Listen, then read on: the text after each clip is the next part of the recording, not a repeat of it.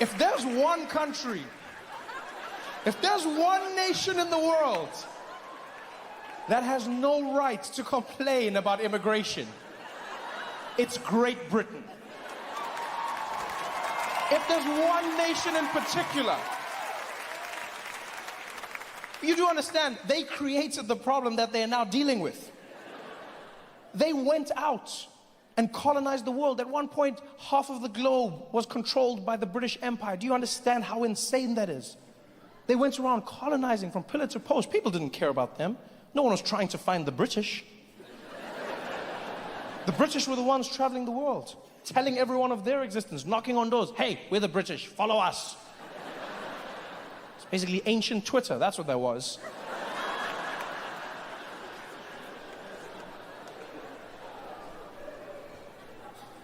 And I'm not saying the British are bad people, by the way. You know? I understand that colonization was something that was popular at one time. Many European countries participated in it. But the British were the best. You know, they were the best. It's not because they were bad. I think I blame it on the weather. That's what I think happened. I think they have bad weather, and bad weather makes you a bad person. Yeah, because if you think about it, there was no one from a tropical climate who was trying to take over the world. You don't ever hear stories of Caribbean conquerors. Yeah, there's no stories of like Troy the Terrible from Trinidad. You don't hear these stories. There's no need for that. When the weather's horrible, you want to go somewhere else and take it from somebody. If you're living in a beautiful paradise, you have no need to leave. Can you imagine that scene? Just some random handsome guys hanging out on a beach in the Caribbean. One looking at the other out of nowhere. Darius! Darius! What, Troy? I was thinking, bro. Stay with me here. I was thinking, right? We should build boats, sail around the world, and force everyone to dance calypso. It wouldn't happen. It just wouldn't happen. The British colonized with class. They went all over the globe. And you know, colonization, we read about it now, and it seems normal, because it's in the history book. They colonize. When you think about colonization, it is the strangest thing you can think about. Because conquering is one thing. You go to another country, you take what's theirs. You want more. You take the land, you know, you take the resources, you kill the people. That I understand. But colonization, I don't condone, I understand. But colonization is strange, because you go there and you don't just take over. You then force the people to become you. That is such a strange concept. When you think about where the British did it, I mean, they did it in Africa, they did it in Asia. And think about in India. Those cultures could not be more diametrically opposed. And out of nowhere, the British just decided to roll up. Imagine what the Indians must have felt like on that day. Minding your own business, walking through a field. Next thing you know, the British showed up on horseback.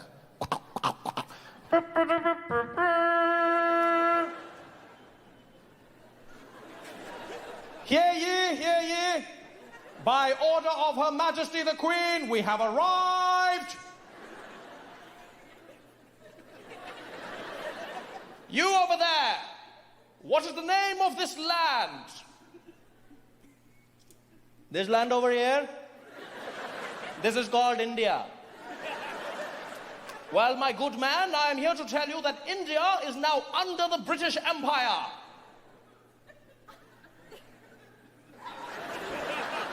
And I'm glad that I can tell you that India is exactly where it was yesterday.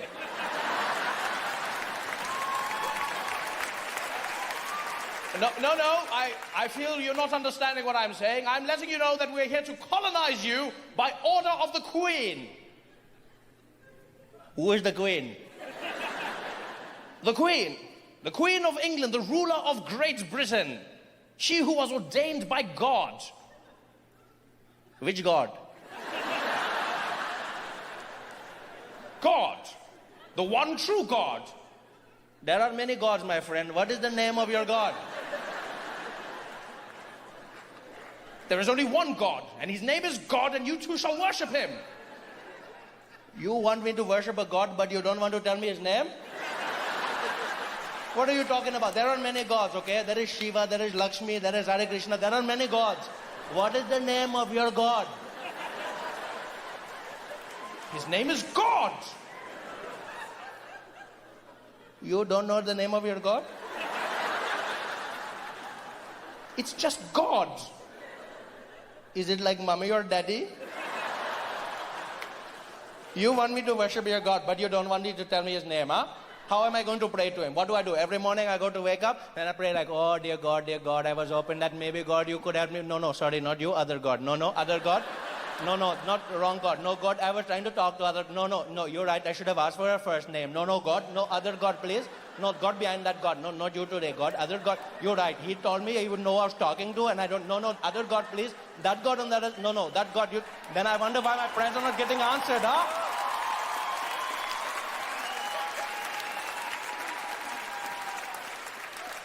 How dare you speak to me like that? Do you know who I am? No, because you never introduced yourself. I have come here representing Great Britain. And I have never heard of Great Britain. Who gave you that name? Well, we did.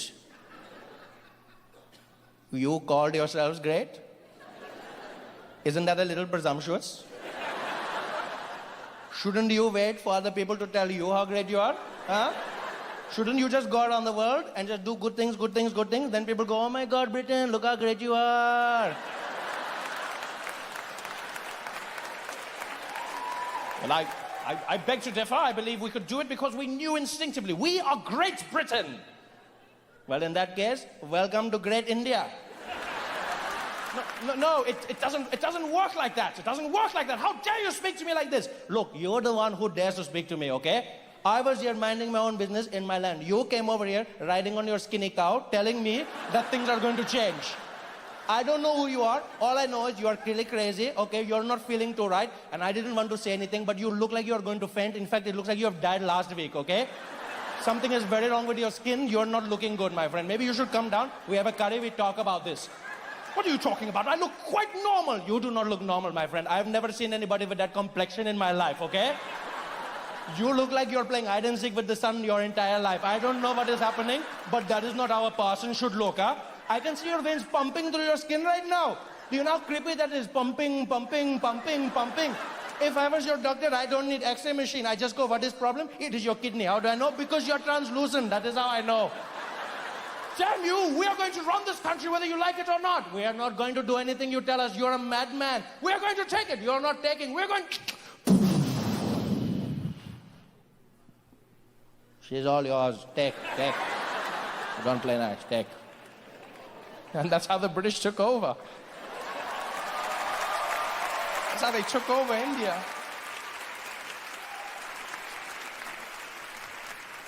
And then, many years later, the British, after they were done pillaging, left and went back home. And so it only stands to reason that those Indians, who they had now made British, would seek out the land from whence they came. I don't understand why British people are complaining, going, why are they coming here? Why the hell are you coming here? Because you told us how great it was, so we came to see for ourselves. No. Go back to where you came from. Go back. You're not welcome here. This is not your home. But you said we are all part of the British Empire. No, when I said part, I meant you are under us, right? We're the British. You are the empire. What do you mean? We are the British and you are the empire. Okay, well in that case, the empire strikes back. Now make some curry and tell me where we're sitting, okay? Let's go. They can't complain. They cannot complain. If there's one nation in the world, they cannot complain. The truth is, none of us should be complaining. When you think about it, when people term immigration, it just depends on your timeline, right? So you're an immigrant. When do you measure from? Everyone is an immigrant from somewhere. Whenever I see people have those conversations in America, you know, about these damn immigrants, they're coming over here, these damn immigrants, get out of here, you immigrants. I always wonder what Native Americans must be thinking when they're listening to the words that are being said. You know? People confidently saying, this is not where they came from, this is not their land. And they're like, oh, tell me more, tell me more. They need to go back because this is not their home. Oh, really?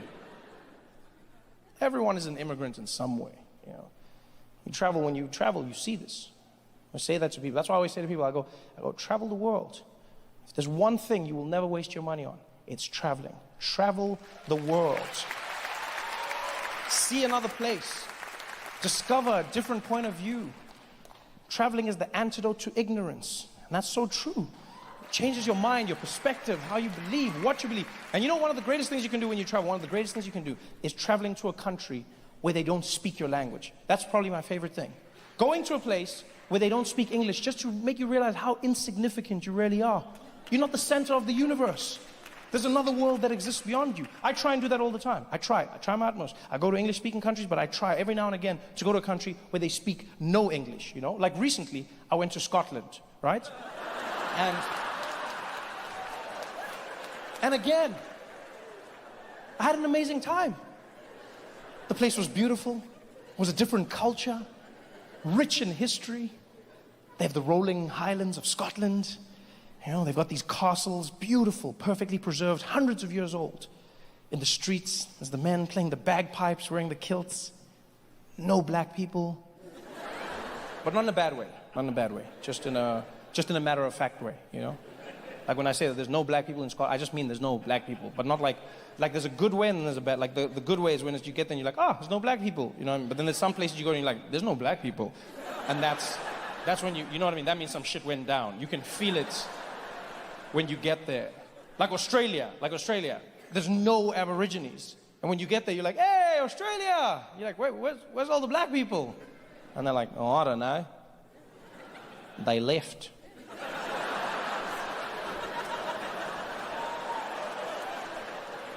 You can feel something went wrong.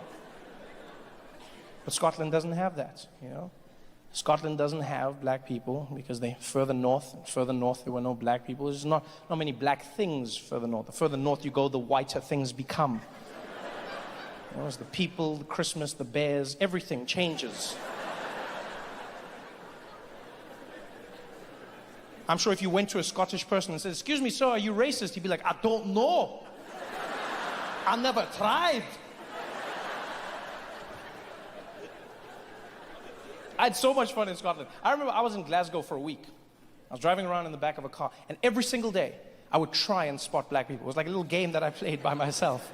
Every day, I would just be there like, black person, black person, black person, black person, black person. Ha! No, statue. Black person, black person, black person, black person, black person, black person. Ha! No reflection. Black person, black person, black person, black person. No black people anywhere. None. And that's why I say traveling is important.